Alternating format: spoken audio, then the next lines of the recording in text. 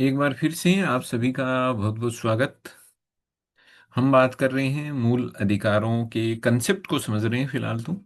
और अब हम धीरे धीरे मूल अधिकारों को लेकर के संविधान के जो अनुच्छेद हैं उनमें मूल अधिकारों को लेकर के क्या बातें की गई हैं उन और हम बढ़ेंगे।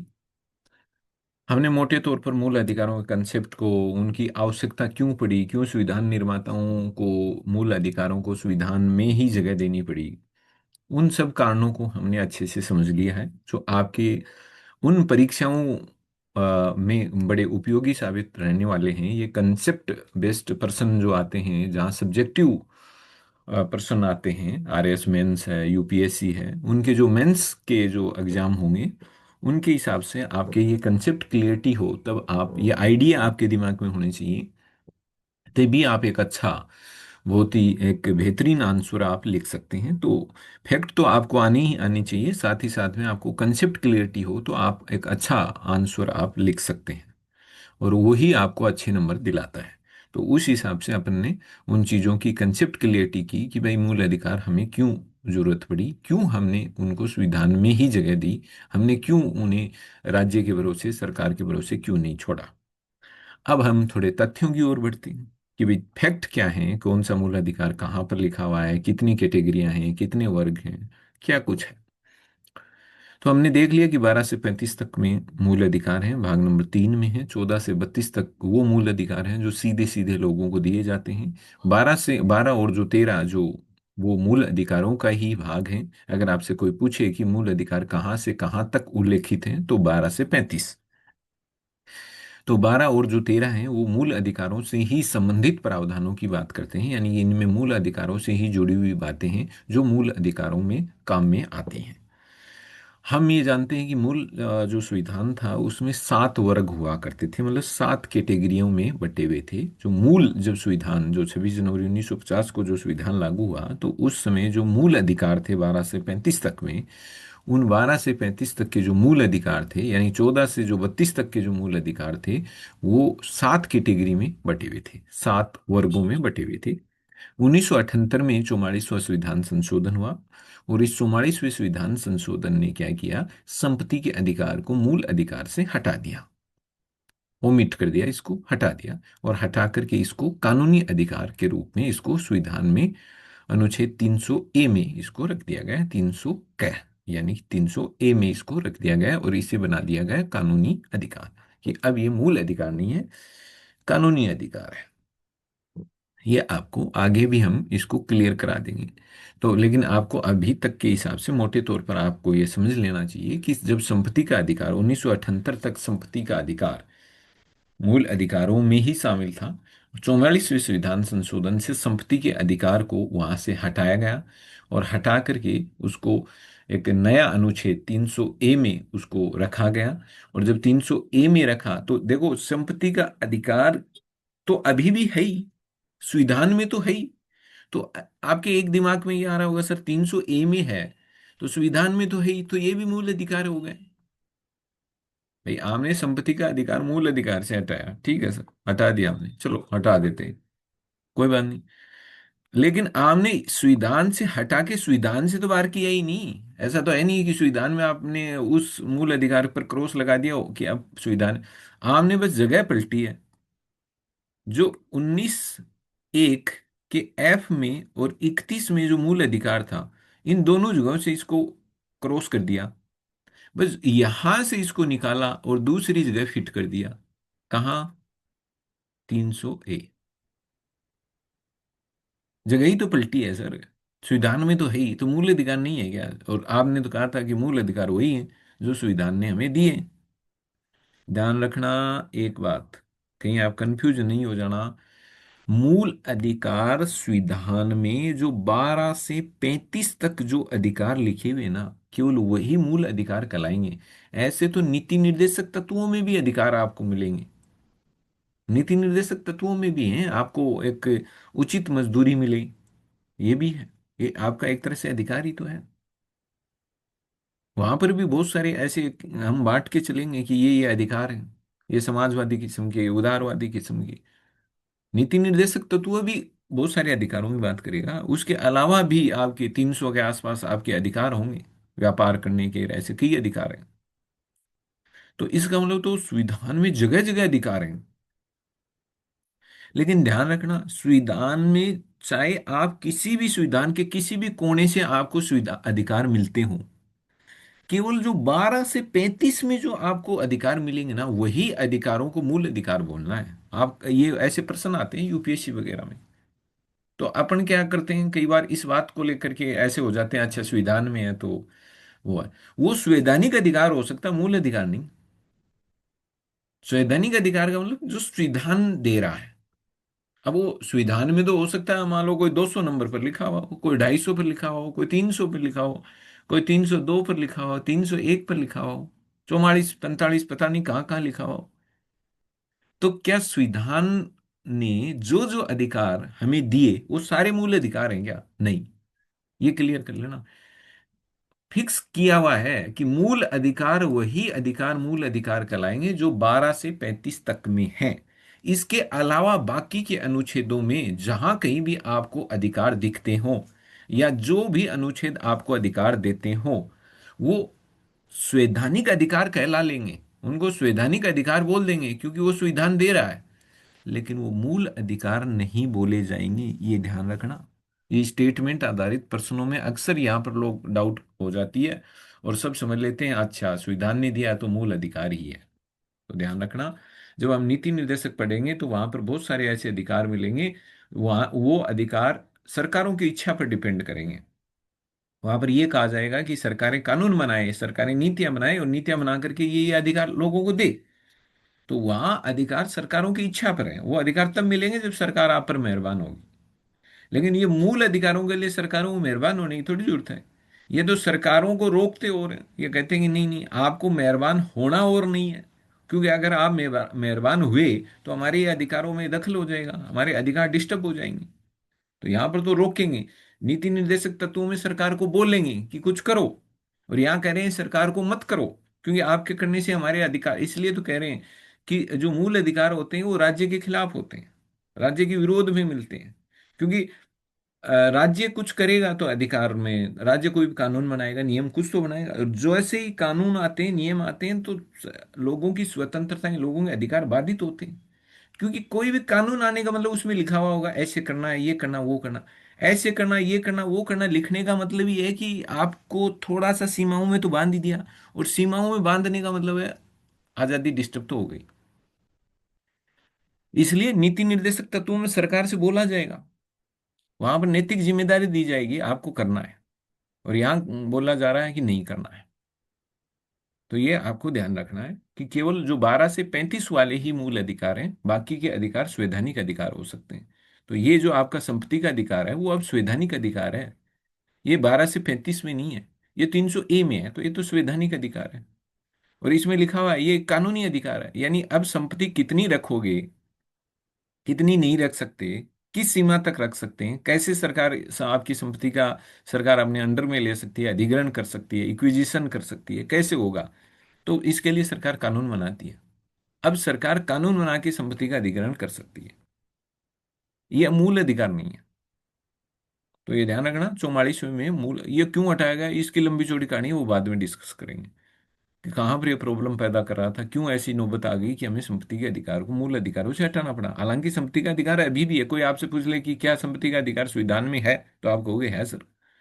वो कह देगा हम क्या मूल अधिकारों में नहीं है सर। तो वो फिर कहेगा आप हमें बेवकूफ बना रहे हो क्या, आप कह रहे हो संविधान में है मूल अधिकारों में नहीं है। हाँ सर, बिल्कुल बात है, संविधान में तो है ही, संविधान में तो 300 ए अनुच्छेद में लिखा हुआ ही है। हाँ, मूल अधिकारों में नहीं है। फिर वो कहेगा तो ये ऐसे अंतर आपने कैसे कर दिया। आप तब सामने वाले को बताओगे सर मूल अधिकारों में केवल वही अधिकार मूल अधिकार कहलाते हैं जो 12 से 35 तक में लिखे हुए हैं। इसके अलावा संविधान में तो बहुत सारी जगह अधिकार हैं, वो मूल अधिकारों में नहीं आते, वो संवैधानिक अधिकारों में आते हैं। ये ये आपकी क्लियरिटी होनी चाहिए। उम्मीद है हो गई होगी। आगे बढ़ते हैं। 1978 44वां हुआ, संपत्ति का अधिकार गायब, और संपत्ति का अधिकार को हटा करके 300 ए में रख दिया गया, और अब ये बन गया कानूनी अधिकार। ये क्या बना दिया गया इसको, कानूनी अधिकार। तो अब संपत्ति का अधिकार हटाने के बाद में अब संविधान में कुल कितने प्रकार के मूल अधिकार कितने प्रकार के रह गए हैं? 6 प्रकार के। तो अब ध्यान रखना है, अब संविधान में मूल अधिकारों की कितनी कैटेगरियां हैं, कितनी श्रेणियां हैं? 6।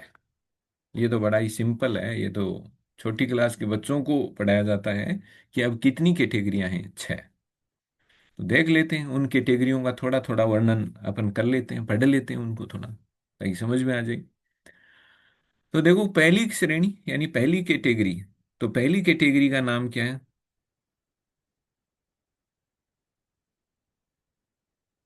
पहली कैटेगरी का नाम है समानता का अधिकार, समता का अधिकार या समानता का अधिकार। तो पहली कैटेगरी में जितने भी अधिकार हैं वो सारे के सारे समानता देने वाले हैं। तो पहली कैटेगरी है समता का अधिकार, और ये कैटेगरी चलेगी 14 से 18 तक। यानी 14 नंबर अनुच्छेद से 18 तक के जो अनुच्छेद हैं वो सारे के सारे समानता से ही रिलेटेड अनुच्छेद हैं, समानता का अधिकार देते हैं। अब देख लेते हैं थोड़ा थोड़ा। अब देखो, पहली कैटेगरी होगी समता का अधिकार यानी समानता का अधिकार। दूसरी स्वतंत्रता का अधिकार। ये कैटेगरियां हैं। अब इनमें अलग अलग अनुच्छेद हैं। तो समता का अधिकार कहाँ से लेकर कहाँ तक है? आर्टिकल नंबर 14 से लेकर के आर्टिकल नंबर 18 तक में समानता की बात की गई है। इसलिए सारे के सारे जो आपके 5 जो आर्टिकल हैं, ये किससे हैं? समानता से संबंधित हैं। इसलिए इनकी एक कैटेगरी बना दी गई, समता का अधिकार या समानता का अधिकार। तो इसमें ये देखो, 14 नंबर क्या कह रहा है? 14 नंबर में दो बातें हैं, ध्यान रखना। अभी तो हम बहुत ही शॉर्ट में पढ़ रहे हैं, केवल मात्र आपके दिमाग में बस एक बार ये बात चली जाए कि ऐसी कुछ बातें हैं, बस। बाकी तो बहुत गहराई से अपन बाद में पढ़ेंगे इनको। तो देखो, 14 नंबर क्या क्या कह रहा है। 14 में दो बातें की गई हैं। एक तो है कानून के समक्ष समानता, कि कानून की नजर में सारे बराबर हैं, ठीक है। आपको बस एक बार याद सा ही करना, मोटा मोटा सा। कानून के समक्ष समानता और विधियों का समान संरक्षण, ये दो बातें हैं। अब ये क्या होती हैं, कैसे होती हैं, कैसे काम करती हैं, ब्रिटेन से कौन सी ली गई, अमेरिका से कौन सी ली गई? विधियों का समान संरक्षण, ये क्या लफड़ा है? समक्ष समानता तो हमने सुनी है कि कानून किसी को बड़ा नहीं मानता, छोटा नहीं मानता, सबके साथ। ये कहता है कि सबके साथ एक जैसा बर्ताव करना है। ये कह देता है कि सबके साथ एक जैसा बर्ताव नहीं करना, क्योंकि सबकी सामाजिक परिस्थितियां एक जैसी नहीं। समाज में आप खुद देखो, आप अपने अगल बगल चारों तरफ देखो, क्या समाज में सब एक जैसे हैं? क्या कोई बहुत पैसे वाला है, कोई बहुत गरीब है, कोई मध्यम वर्ग का है, किसी का सोशल स्टेटस मतलब किसी की सामाजिक जो प्रतिष्ठा है वो बहुत ज्यादा है, किसी की समाज में अच्छी चलती है, उसके मतलब उसके कहने मात्र से उसके इशारे पर ही समाज में काम हो जाते हैं। उसे हर काम में उसे आगे रखा जाता है। समाज में कोई भी मामला होता है तो वही लोग आते हैं। इसका मतलब उनका सामाजिक प्रभाव तगड़ा है। समाज में लोग उनको मानते हैं, उनको इज्जत देते हैं, सम्मान करते हैं। उनकी बात, उनके आदेश को पूरा मतलब तवज्जो दी जाती है। तो इसका मतलब समाज में क्या सब बराबर हैं क्या? जब सब बराबर नहीं है तो कानून तक उनकी पहुंच कराने के लिए हमें कुछ तो अलग अलग करना ही पड़ेगा।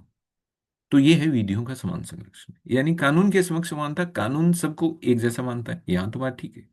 इसका मतलब कोई भी कानून तोड़े, हम ये नहीं देखें कि कौन है, क्या है, किस पद पर बैठा हुआ है, कौन सी पोस्ट इसके पास है, ये क्या है, मतलब कोई बहुत बड़ा आदमी है कि क्या है। अपन ऐसे नॉर्मली बोल लेते हैं ना, भाई संविधान तो मानता ही नहीं बहुत बड़ा और बहुत छोटा क्या होता, कुछ ही नहीं। लेकिन अपन व्यवहार में, असल जिंदगी में, समाज में हम ये सब बहुत सुन लेते हैं कि ये तो बहुत बड़ा आदमी है, तो फिर अपन कहते हैं बहुत बड़ा कैसे? नहीं भाई, इसकी तो बहुत चलती है, राजनीति में चलती है, प्रशासन में चलती है, इसके पास बहुत पैसा है, ये वो।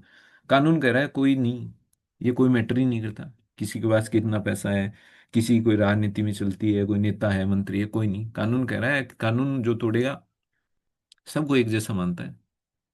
अगर कानून तोड़ा है तो कानून में जो भी सजा वगैरह लिखी वो सबको मिलेगी, सबको बराबर मिलेगी, कोई दिक्कत नहीं।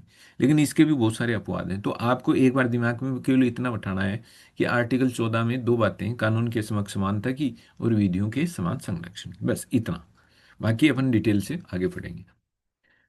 15 क्या कह रहा है? 15 कह रहा है कि देखो, 15 कह रहा है ये जो 5 चीजें हैं ना, इन 5 चीजों के आधार पर आप लोगों के साथ आपको भेदभाव नहीं करना है। तो किन के नहीं करना है, क्या नहीं करना है, कहाँ कहाँ नहीं करना है, कौन कौन सी जगहों पर नहीं होगा। 15 में भी आगे बहुत सारे भाग मिल जाएंगे आपको। 15, 1, 2, 3, 4, 5, 6, 6 तक भाग मिलेंगे। तो उनको अपन फिर अलग से डिटेल से पढ़ेंगे। 15(1) क्या कहता है, 15(2), 15(3), 15(4), वो सारा। लेकिन ये मोटे तौर पर इसका जो टाइटल है 15 का, वो क्या कह रहा है कि धर्म ये कह रहा है कि लोगों के बीच में आपको प्रोहिबिशन, प्रतिषेध का प्रोहिबिशन का मतलब मना करना। 15 मना करता है किस बात के लिए? ये आपके अपने देश में आप धर्म के आधार पर, मूल वंश के आधार पर, जाति के आधार पर, लिंग के आधार पर और जन्म स्थान, इन 5 आधारों पर आप लोगों के साथ भेदभाव नहीं कर सकते। ठीक है भाई, लोगों के बीच में आप धर्म के आधार पर भेदभाव नहीं कर सकते कि ये फलाना धर्म का है, ये धर्म का है, ऐसा भेदभाव नहीं हो। मूल वंश के आधार पर आप नहीं कर सकते, जाति है तो इसमें केवल ये बात की गई है भाई 5 आधार पर आप भेदभाव नहीं करना। ठीक है, तो आपकी एक आइडिया होगा, मोटे मोटे तौर पर एक दिमाग में खाका बन रहा है कि अच्छा सर 14 में तो कहा था कि कानून के समक्ष समानता है, कि सारे सब कानून के बराबर है। ठीक है, ये तो शुरुआत में तो। और ये दूसरा, आपको नहीं लगता ये कह रहा है कि ये चीजें हैं, इन चीजों के आधार पर आपको लोगों के साथ भेदभाव नहीं करना, बाकी चीजों के आधार पर आप कर सकते हो, लेकिन इन चीजों के आधार पर आप अपने नागरिकों के साथ भेदभाव नहीं कर सकते। तो क्या ये आपको, इसलिए तो देखो इसको हमने समानता वाली कैटेगरी में रखा। ये भी तो, ये भेदभाव रोक करके कर क्या रहा है? कौन सा तीर मार रहा है? तीर तो यही मार रहा है ना भाई, जब ये भेदभाव नहीं होगा तो समाज में क्या आ जाएगी? समानता आ जाएगी। समानता कब गायब होती है? समानता रफू चक्कर कब होती है? जब भेदभाव होता है। भेदभाव क्या हो सकता है? भेदभाव भी क्या हो भाई, भेदभाव भी जायज हो सकता है अगर वो तार्किक आधार हो, उचित आधार पर हो। बात समझ में आ रही है? जैसे मान लो कोई नौकरी लग रहा है, तो एक उसमें 10 जने उस नौकरी के लिए प्रयास करें, उसमें एक जना लगा है, 9 रह गए, तो कोई कह सकता है सर हमारे साथ भेदभाव हुआ है। अरे भेदभाव, वहां कोई भेदभाव आपके जाति को देख के थोड़ी हुआ है, वो तो आपके नंबर के आधार पर हुआ है। जिसने नंबर ज्यादा लेके आया, या जो भी उस एग्जाम के लिए जो मापदंड थे उन मापदंडों पर खरा उतरा, उसका सिलेक्शन हुआ है। तो ये भेदभाव नहीं है, ये तार्किक आधार पर भेदभाव है। क्योंकि उस जिस पोस्ट के लिए वो परीक्षा हो रही थी, उस पोस्ट के लिए एक विशेषज्ञता की जरूरत थी। आप उस विशेषज्ञता आपके पास नहीं थी, आप रह गई। अब जैसे किसी को डॉक्टर बनाना है, तो ऐसा थोड़ी है कि अपन हर किसी को ही डॉक्टर बनाने, उसके लिए वो एमबीबीएस की पढ़ाई जरूरी है। इंजीनियर बनाना है तो बीटेक, एमटेक, आईआईटी, ये सब किए भी होने चाहिए। तो इसका मतलब क्या है? भेदभाव तो अब कोई कह सकता है सर मैं मतलब ये तो ये कह रहा है कि कोई भेदभाव होगा ही नहीं। तो ये तो भेदभाव होने सर, मुझे भी तो आप इंजीनियर बना सकते हैं, मुझे भी तो डॉक्टर अरे वो जो जो आप कोई भी काम है, कुछ काम ऐसे होते हैं जिनके लिए विशेषज्ञता होनी चाहिए, स्पेशलाइजेशन होना चाहिए, आपके विशेष पढ़ाई की भी होनी चाहिए।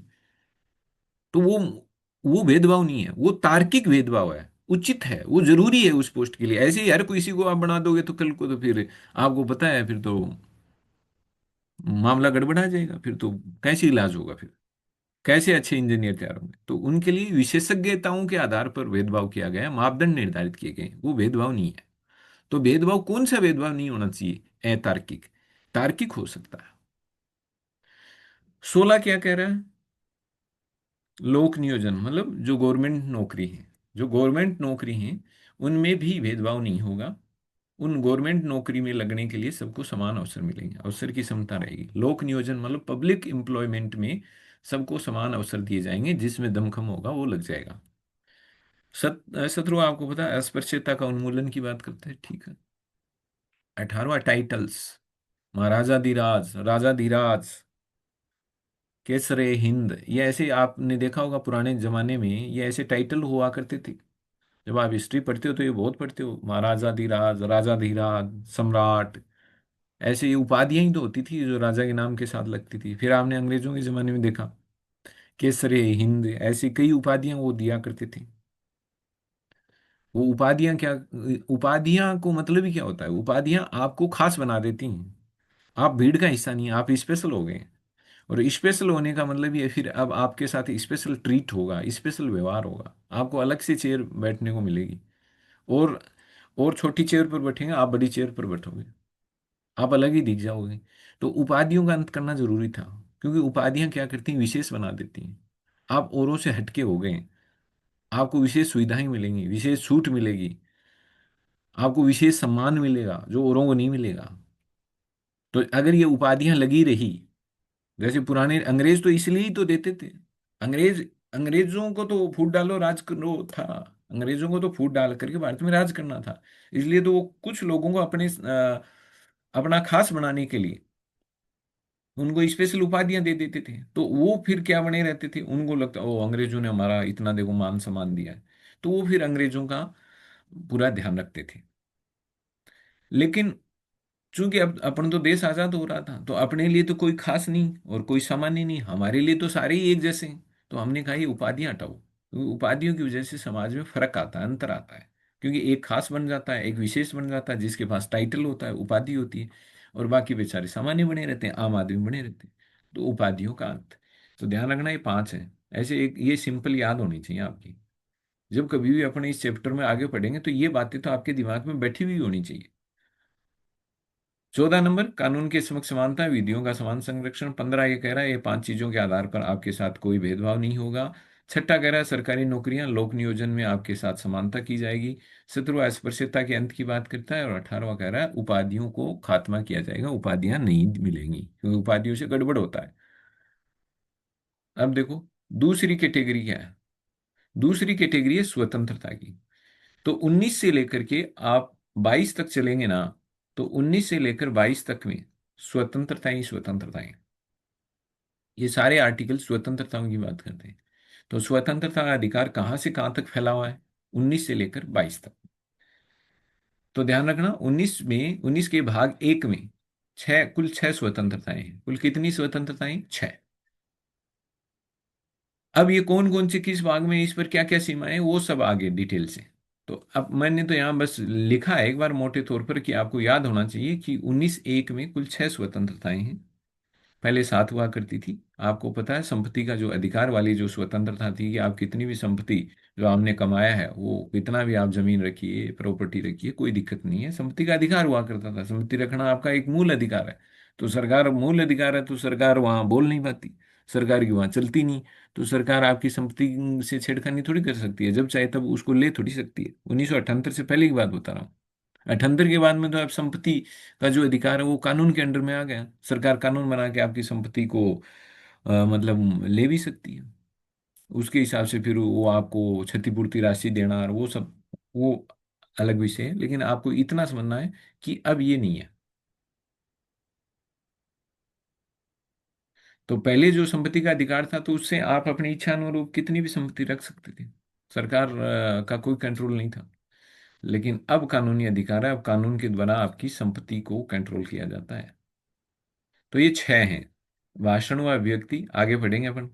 शांतिपूर्ण सम्मेलन, ये भी पढ़ेंगे। ये तीसरा संघ संगठन या सहकारी समिति, ये बाद में जोड़ा गया था सहकारी समिति 97वें संविधान संशोधन से, 2011। भारत में अबाध संचरण, बिना किसी रुकावट के आप जहां भारत के जिस कोने में जाना चाहते हो उसमें घूम सकते हो। लेकिन ऐसा नहीं होता, इनके साथ कुछ सीमाएं। ऐसे थोड़ी है मैं तो चल पड़ा साहब, मैं तो लक्षद्वीप जा रहा हूँ, मैं तो अंडमान निकोबार जा रहा हूँ, मुझे तो 19(1)(d) आबाद संचरण की अधिकार देता है। मैं चाहूँ उस कोने में जा सकता हूँ, चाहूँ उस हिस्से में घूम सकता हूँ। कुछ सीमाएं हैं इनमें, वो अपन बाद में पढ़ेंगे। कहीं भी बसने की, कहीं भी इसमें भी कुछ सीमाएं लगेंगी। ऐसा नहीं है आप जाके कह दो कि मैं तो अंडमान निकोबार का ना टापू खरीद करके वहां बसना चाहता हूँ, वहां बढ़िया सी कोठी बनाना चाहता हूँ, मकान बनाना चाहता हूँ, नहीं। संपत्ति का अधिकार ये अब हटा ही दिया गया, ये लिख दिया गया 44वें संविधान संशोधन से हटा दिया गया, ठीक है। कोई भी वर्ती व्यापार, मतलब कोई भी आप बिजनेस कर रहे हो, कोई व्यापार कर रहे हो, कोई भी काम धंधा कर रहे हो, तो उसका आपको राइट है, उसकी आपको स्वतंत्रता, आप कर सकते हैं, कोई भी बिजनेस कर सकते हैं। इनमें भी कई सीमाएं होंगी। 20वां क्या कह रहा है, अपराधियों के लिए दोष सिद्धि। कोई भी जिसको आपने अरेस्ट किया हुआ है, तो उस अरेस्टेड व्यक्ति के पास क्या क्या राइट होंगे, उस अरेस्टेड व्यक्ति, ताकि उस अरेस्ट व्यक्ति को, जिसके ऊपर कोई न कोई आरोप लगा है, आरोप लगा है तो उसको अरेस्ट किया गया है, तो उस वो अरेस्टेड व्यक्ति के पास भी तो अपना बचाव करने का कोई तो अधिकार होगा। तो वो सारी चीजें 20 में है, कि वो कैसे बचे इस बात से, कि भाई अरेस्टेड व्यक्ति तो ये कोशिश करेगा ना कि मेरे ऊपर जो आरोप लगे हुए हैं वो निराधार हैं। और ऐसा हो भी सकता है, इसलिए तुम्हें क्या पता वो आरोप उस पर निराधारी हो, उसको फंसाया जा रहा हो, किसी मामले में उलझाया जा रहा हो। तो उसको कुछ तो अधिकार मिलने चाहिए। अगर ये अधिकार नहीं होंगे तो ऐसे तो आप किसी को भी, जिससे भी आपकी नहीं बनती है, किसी के साथ आपकी दुश्मनी है, तो आप उसको भी ऐसे लपेट लोगे फिर तो। ये कुछ मूल अधिकार है। और ऐसे तो फिर जो पावरफुल होंगे, वो पावरफुल व्यक्ति किसी को भी ऐसे तो अंदर डलवा देंगे। तो इसमें 20 में बहुत सारे ऐसे अधिकार हैं, आप पढ़ोगे 20 1 2 3 ऐसे दिया हुआ है कि खुद के खिलाफ गवाही देने के लिए मजबूर नहीं कर सकते, वो सारी बहुत सारी चीजें हैं जो इसमें 20 में है। तो दोष सीधी से कि आप अपना कैसे बचाव कर सकते हो, कि आपके ऊपर जो आरोप लगा हुआ है वो आरोप को आप साबित होने से कैसे रोक सकते हो, इसके लिए भी आपके अधिकार हैं कि अरेस्टेड जो व्यक्ति है वो अपने ऊपर लगे हुए आरोपों को निराधार साबित कैसे कर सकता है। उसके पास क्या क्या मतलब विकल्प होंगे, क्या क्या रास्ते होंगे जिनके जरिए जरिए वो दोष, खुद के ऊपर दोष साबित ना हो, वो दोषी साबित ना हो, उससे बचाव करने का अधिकार है। सीधा सा इसकी सही जो सटीक जो लाइन बोले तो वो ये निकलती है कि जो गिरफ्तार व्यक्ति है जिसके ऊपर आरोप है, तो वो अपने आप को दोषी साबित होने से बचाने का भी क्या उसके पास अधिकार है? क्या तो है, उसको इसमें अधिकार दिया हुआ है, उसको संरक्षण दिया हुआ है कि वो अपने आप को दोषी साबित होने से बचा सकता है। बहुत सारे हैं। तो इसका मतलब ये भी नहीं है कि कोई भी अपराधी वास्तव में अपराध किया हुआ है तो क्या वो भी अपने आप को दोषी साबित होने से बचा सकता है? क्या बस केवल ये अधिकार तो इस बात के लिए है कि कोई बेचारा निर्दोष व्यक्ति कहीं कहीं कोई गलत चक्कर में या किसी पावरफुल व्यक्ति के धक्के चढ़ करके किसी निर्दोष व्यक्ति को कोई सजा नहीं हो जाए, निर्दोष व्यक्ति बेचारा पिस नहीं जाए, उससे बचाने के लिए है। ऐसा नहीं है दोष जो अपराधी लोगों को बचाने के लिए थोड़ी है। ये तो उनको अधिकार देता है कि आप पहले आरोपी हैं फिर दोषी हैं, दोषी है ही नहीं है तो कोर्ट तय करेगा। तो आरोपी से दोषी के बीच में उसमें कोई ये भी हो सकता है जो वास्तव में ही जो जिसने गलत किया हो उस पर आरोप लगा हो और वो आरोप साबित हो गया हो तो दोषी मान लेगा कोर्ट और सजा दे देगा कानून के हिसाब से जो है। कोई हो सकता है जो डाउट के आधार पर अरेस्ट अरेस्ट किया हो और एक्चुअल में उसने गलत नहीं किया हो, लेकिन सारी परिस्थितियां उसकी ओर इशारा करती हो, वो अरेस्ट हो गया हो, वो जेल में चला गया हो और बाद में कोर्ट में साबित नहीं हुआ हो कि वही वास्तव में गलत है, उसी ने कोई अपराध किया है, तो वो उसको फ्री कर दिया जाता है, मतलब उसको छोड़ दिया जाता है, आरोप मुक्त कर दिया जाता है। तो उसके पास कुछ राइट होंगे तभी तो वो अपने आप को निर्दोष साबित कर पाएगा। तो उस व्यक्ति के पास क्या क्या राइट होंगे वो बीस बताता है, जिससे कि उस राइट की मदद से वो अपनी बात रख सकता है और अपने आप को दोषी साबित होने से बचा सकता है। सबसे इंपॉर्टेंट प्राण और दैहिक लाइफ का और पर्सनल लिबर्टी का। प्राण आपका जीवन कोई छीन नहीं सकता, आपका कोई जीवन छीन नहीं सकता, ऐसे ही नहीं छीन सकता। ऐसे तो आप कहोगे सर जब कोर्ट किसी को किसी अपराध में अगर दोषी मान लेता है, उसको मतलब दोषी डिक्लेयर कर देता है कि ये इसने ये अपराध किया, ये अगर किसी के ऊपर कोई अपराध करने का आरोप लगा है और उसका आरोप साबित हो जाता है, मतलब कोर्ट ने उसको दोषी मान लिया है, दोषी मान लिया है और उसका अपराध बहुत ही संगीन किस्म का है और उसके उस अपराध के लिए कानून में फांसी की सजा है और उसको फिर फांसी की सजा दे दी जाती है, तो उसका तो जीवन छीन लिया ना आपने। फांसी देने का मतलब तो वो उसको वो मर गया, फांसी जब होगी तो वो मर गया और मरने का मतलब है प्राण गए उसके। तो आप कह रहे हो तो प्राणों का अधिकार है सर, जीवन जीने का अधिकार है 21 में, तो फिर ये तो जीवन छीनना हो गया राज्य के द्वारा। मतलब कोर्ट क्या है? राज्य ही तो है, राज्य सरकार की ही तो तीन अंग है, उनमें एक न्यायपालिका है। तो ये न्यायालय ने ही तो किया है, तो इसका मतलब क्या राज्य ऐसे प्राण छीन सकता है? न्यायपालिका को संविधान ने अधिकार दिया है कि वो कानूनी प्रोसेस से, कानूनी प्रक्रियाओं से गुजरते हुए अगर कोई व्यक्ति पर जो लगे हुए आरोप साबित हो जाते हैं तभी उसका जीवन छीना जा सकता है। इसका मतलब न्यायालय न्यायालय में अगर प्रूफ हो जाता है कि वे वाकई में ही ये दोषी है, तो उस कानूनी प्रक्रिया को अपनाते हुए ही उसका जीवन छीना जा सकता है। इसका मतलब अन्य कोई तरीके से जीवन नहीं छीन सकते आप। इसका मतलब कोई भी व्यक्ति किसी को नहीं मार सकता, मारेगा तो उसको सजा मिलेगी। केवल और केवल जीवन छीनने का अधिकार न्यायपालिका के पास वो भी इस बात पर है कि आपने ऐसा अपराध किया हुआ है जिस अपराध के लिए फांसी की सजा का प्रावधान है या आजीवन कारावास है। आजीवन कारावास का मतलब जब तक जिंदा है तब तक आप जेल जेल में रहते हैं। तो इसका मतलब आपकी दैहिक स्वतंत्रता गई, जीवन तो नहीं छीना, जीवन तो कब छीना जाएगा? जब फांसी होगी। लेकिन आपकी दैहिक स्वतंत्रता गई, आप तो बंद हो गए ना। तो कहने का मतलब है कि अगर हर एक व्यक्ति को जीवन जीने का अधिकार है। तो जीवन जीने का अधिकार है, तो क्या जो कोर्ट किसी को अगर फांसी डिक्लेयर करता है तो क्या वो इसका उल्लंघन नहीं है? बिल्कुल भी नहीं है। वो तो तब उसका जीवन छीना जा रहा है कि अब ये समाज में रहने लायक नहीं है, इसके ये समाज में रहेगा तो समाज अच्छे से रह नहीं पाएगा। ये अब ये समाज के अंदर रहने लायक नहीं है, ये व्यक्ति, इसने ऐसा गंभीर अपराध किया और आगे भी कर सकता है, तब कोर्ट उसको दोषी मानता है और उसको सजा देता है। तो उसका एक कानूनी प्रक्रिया के तहत, कानूनी प्रक्रिया से गुजरते हुए जो संविधान में और कानून में दी हुई है, उसके तहत उसका जीवन छीना ऐसे, ये किससे रोकता है? ये रोकता है कोई व्यक्ति या कोई भी संस्था मनमाने तरीके से किसी का जीवन नहीं छीन सकती कि नहीं आपके ऐसे ही जी में आ गया और आपने ऐसे ही किसी को सजा दे दी, ये नहीं है। ये ध्यान रखना है। तो मनमानी प्रक्रिया से आप किसी की दैहिक स्वतंत्रता को छीन नहीं सकते, मनमानी प्रक्रिया से आप किसी के प्राणों का हनन नहीं कर सकते, प्राण नहीं छीन सकते, नहीं उसकी दैहिक स्वतंत्रता। यानी इसका मतलब कि कोई भी व्यक्ति जो पावरफुल है, वो ऐसा नहीं है, मान लो पुलिस ही है, पुलिस के पास पावर होता है, तो ऐसा नहीं है कि पुलिस किसी भी व्यक्ति को मनमाने तरीके से, जिसको भी उसको ये लगे नहीं नहीं इस व्यक्ति को तो हम मतलब जेल में डालना है, डालेंगे ही डालेंगे। मान लो हो सकता है पुलिस में कोई व्यक्ति और उसकी किसी के साथ मतलब पर्सनल नहीं बनती हो, तो क्या वो ऐसे ही किसी को उठा करके जेल में डाल देगा? नहीं।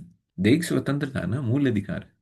आप ऐसे थोड़ी है, आपकी बने नहीं बने उससे कानून को क्या फर्क पड़ता है, वो आपका पर्सनल मैटर है। आप किसी की भी दैहिक स्वतंत्रता का ऐसे नहीं कर सकते, उल्लंघन नहीं कर सकते। आपने किसी व्यक्ति को बिना किसी ठोस वजह के, बिना किसी कारण के, बस आपके जच गया, आपके जचना थोड़ी है, आपने उसको जेल में डाल दिया। जेल में डाल दिया आपने तो सरियों के पीछे बंद कर दिया। सरियों के पीछे बंद करने का मतलब क्या है? दैहिक स्वतंत्रता आ गई। जीवन तो नहीं छीना, प्राण तो है ही उसमें, सांस तो ले ही रहा है। कौन सी पर्सनल लिबर्टी गई? पहले वो बाहर आराम से घूम रहा था, फिर रहा था, अपना काम कर रहा था। अब क्या उसका शरीर स्वतंत्र है क्या? नहीं, वो तो शरीरों के पीछे है। तो दैहिक स्वतंत्रता क्या हो गई? आपने जेल में उसको डाल दिया। तो क्या ऐसे हम किसी भी, पुलिस किसी भी व्यक्ति को जब चाहे तब कभी भी जेल में डाल सकती है क्या? नहीं। जेल में कब डालेगी? जब आपके ऊपर किसी अपराध को करने का, किसी जुर्म को करने का आरोप लगे।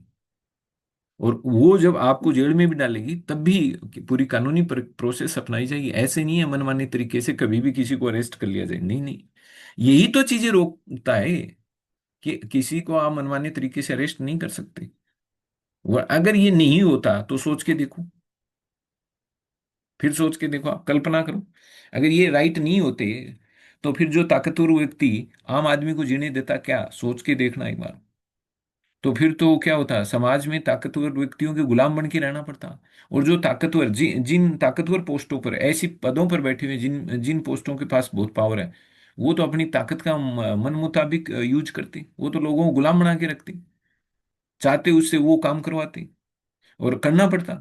लेकिन मूल अधिकार आने से, जैसे ही ये मूल अधिकार आया, ये लो राज्य के ऊपर सीमा लगा दी इसने कि देखो ये मूल अधिकार है, आप ऐसा नहीं कर सकते।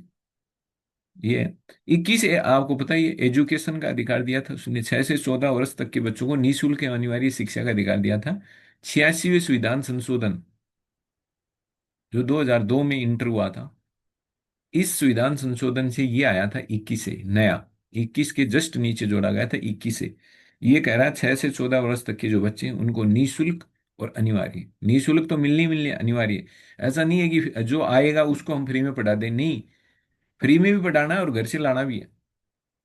तो आरटी जिसको हम बोलते हैं, तो ये निःशुल्क है। इसलिए तो आपने देखा होगा कि जैसे ही स्कूल खुलने का समय आता है तब आपने टीचर्स की ड्यूटियां लगते हुए देखा होगा, गांव में फिरते हैं कि भाई कौन है, कहाँ है, कोई बच्चा कहीं छूट नहीं जाए। वो छूट नहीं जाए ये चक्कर ये है, अनिवार्य है। यानी 6 से 14 वर्ष तक का बच्चा स्कूल से बाहर नहीं मिलना चाहिए। तो अनिवार्य है कि उसको ये एजुकेशन दो। और फिर अगर यही जोड़ देते, मान लो निःशुल्क है, तो तो निःशुल्क होता, तो निःशुल्क का मतलब अगर कोई चल करके हमारे स्कूल में आएगा तो हम फ्री में पढ़ाएंगे, तब तो इतना ही होता। लेकिन अब ये हो गया, फ्री में तो पढ़ाना है लेकिन आपको घर जा करके ढूंढ के भी लेके आना है और उसको एडमिशन भी कराना है, फ्री में ही पढ़ाना है। तब ये दोनों सब जोड़ दिए गए, अनिवार्य। देखो हर एक शब्द के मायने होते हैं। अब आपने सोचा होगा सर हमने तो कभी इस बात पर ध्यान नहीं दिया, ज्यादा गौर नहीं किया, अब कर लेना आप। इसलिए इसमें निःशुल्क फ्री एंड कंपल्सरी एजुकेशन है, तभी तो वो ड्यूटियां लगती हैं, फिर सर्वे होते हैं, ये देखा जाता है कि कोई इस इस उम्र के बीच का बच्चा कोई घर तो नहीं बैठा हुआ है, तो उसका नजदीकी स्कूल में फिर एडमिशन कराया जाता है। 22, कि किन किन कंडीशन में आपको अरेस्ट नहीं किया जा सकता, अरेस्ट किया जाएगा तो आपके पास कौन कौन से राइट होंगे। तो कुछ दशाओं में गिरफ्तारी से और निवारक नजरबंदी से संरक्षण की बात की गई है, सुरक्षा की बात की गई है, कि कुछ एक दशाओं में, ऐसा नहीं है कि अगर ये सीधा ही लिख देता गिरफ्तारी और निरोध से संरक्षण का मतलब तो ये होगा फिर किसी व्यक्ति को आप गिरफ्तारी नहीं कर सकते। ये कह रहा है कुछ कंडीशंस में कोई भी व्यक्ति के लिए कुछ एक कंडीशन ऐसी होती हैं जब आप उसको गिरफ्तार नहीं कर सकते। कुछ एक कंडीशन ऐसी होती हैं जहां पर उसको निवारक नजरबंदी के तहत आप जेल में डाल करके नहीं रह सकते या बंदी बना करके नहीं रख सकते। तो इस 22 में हम वो सारी चीजें पढ़ते हैं। 22 1 2 3 ऐसे करके 7 तक चलता है, ये कोई 7 भाग है इसमें। तो वहां सब लिखा हुआ है कि कौन कौन सी कंडीशन में कौन कौन सी स्थिति में किसी भी व्यक्ति को अरेस्ट नहीं किया जा सकता, और अरेस्ट है तो उसके पास क्या कुछ राइट होंगे। ये हमने देखो ऊपर 20 में भी देखा कि कोई व्यक्ति अपने आप को दोषी साबित होने से बचाने के लिए उसके पास क्या क्या संविधान उसको क्या क्या सुरक्षा देता है। तो ये तो था 20 में, कि अपने ऊपर लगे हुए आरोपों को साबित होने से बचाव का क्या आपको भी कुछ अ, अधिकार दिया हुआ है, क्या दिया हुआ सर। ये कह रहा है कि कुछ कंडीशन में गिरफ्तारी और निरोध से संरक्षण। तो आपने देखा 19 से 22 तक ये सारे के सारे स्वतंत्रता से रिलेटेड है। किससे रिलेटेड है? स्वतंत्रता से। अब आते हैं तीसरी कैटेगरी, सबसे आसान कैटेगरी है।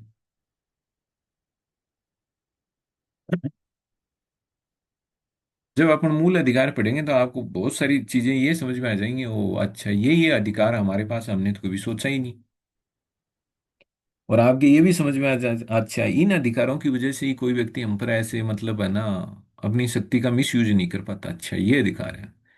शोषण के विरुद्ध अधिकार, और अगर ये अधिकार जान लेने के बाद में आपको भी बहुत पावरफुल बन जाते हो, आपको ऐसा मतलब पावर महसूस होता है कि अच्छा हमारे को उस विधान ने इतनी सुरक्षा दे रखी और हम हैं कि ऐसे ही दब रहे हैं। यही होते हैं, देखो कानून की जानकारी आदमी को मजबूत ताकतवर बनाती है। तो अगले 5 7 दिन में पढ़ने के बाद में आप भी ऐसी ही ताकत और ऐसे ही ताकतवर बन जाओगे। तो देखो 23 24 ये है शोषण के विरुद्ध अधिकार। आर्टिकल 23 किसकी बात? मानव का दुर्व्यापार, यानी भाई सामान की खरीद फरोख्त हो सकती है, वस्तुओं की खरीद फरोख्त हो सकती है, सर्विस को बेचा जा सकता है, ये सब हो सकता है। तो सामान वस्तुओं की खरीद फरोख्त तो ठीक है, मानवों की खरीद फरोख्त, मानव का व्यापार तो दुर्व्यापार है, वो तो अलाउ नहीं। मानव को खरीदना बेचना अलाउ नहीं। तो ये मानव के दुर्व्यापार को रोकता है कि आप मानवों की खरीद फरोख्त नहीं कर सकते। बलात् श्रम का मतलब होता है बलपूर्वक, कोई व्यक्ति किसी काम में इच्छा ही नहीं है, आप है कि डंडा लेके बैठे हुए हैं कि ना कर कर, तो ये भी नहीं है। बेगार, किसी से आप काम करा रहे हैं, चौनी आप दे नहीं रहे हैं, तो बेगार को भी इसमें मनाही है। तो इसमें 3 चीजें हैं, दुर्व्यापार किसका? लोगों का। बलात् श्रम का मतलब होता है बलपूर्वक किसी से काम कराना, सामने वाले की इच्छा ही नहीं है, आप करे हो ना काम कर, काम कर, नहीं करेगा तो ये डंडा पड़ेगा, तो ये होगा बलात् श्रम। बेगार, बेगार का मतलब काम करा रहे हो, चौनी उसको दे नहीं रहे हो, पैसा उसको कुछ दे नहीं रहे हो, फ्री फोकट में काम करा रहे हो, ये हो गई बेगार। इस सब को संविधान ने मना कर रखा है, ये नहीं करा सकते आप। 24वां, कारखानों तो में एक बार छोटे फिर बच्चों को से काम आप नहीं सभी का कराना। स्वागत है और हम बात करेंगे मूल अधिकारों को लेकर के। मूल अधिकारों पर हमारा डिस्कशन रहने वाला है। अभी हम मूल अधिकारों को सरसरी तौर पर पढ़ रहे हैं। एक बार एक मूल अधिकारों की एक मोटी मोटी छवि आपके दिमाग में बनाने की कोशिश कर रहे हैं, कि आपको हर एक अनुच्छेद के बारे में एक आइडिया हो जाए कि हाँ ये अनुच्छेद ऐसी सी ही बात करता है। बाकी जो क्लियर कट है कि उस अनुच्छेद में कहाँ क्या लिखा हुआ है, क्या बोलता है, क्या सीमाएं हैं, क्या कहता है, क्या नहीं करना है, क्या, वो सारी डिटेल्स से आगे पढ़ेंगे अपन।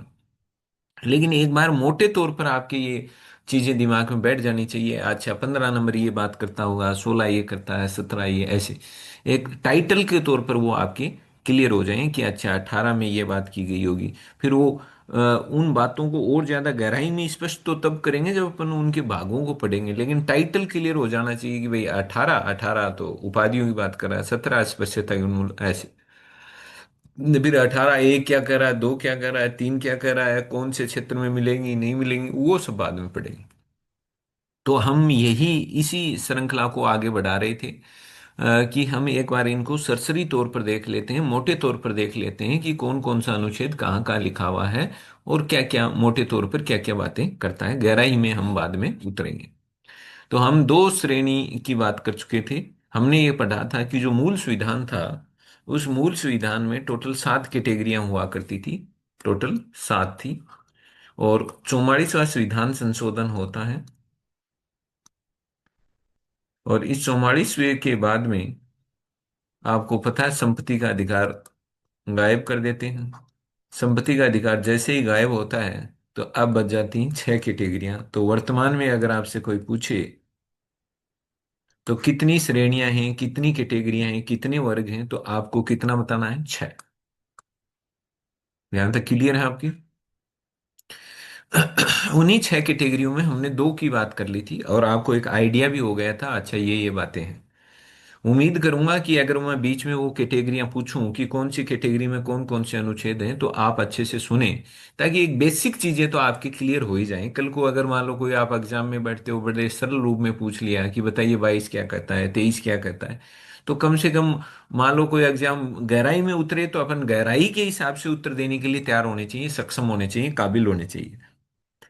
अगर ऊपरी तौर पर अगर पूछ रहा है, मोटे तौर पर पूछ रहा है, मोटी सी कोई दो चार बातें पूछ रहा है, वो दे करके हमसे उत्तर जानने की कोशिश कर रहा है, तो हमें वो तो काबिल होना ही होना है।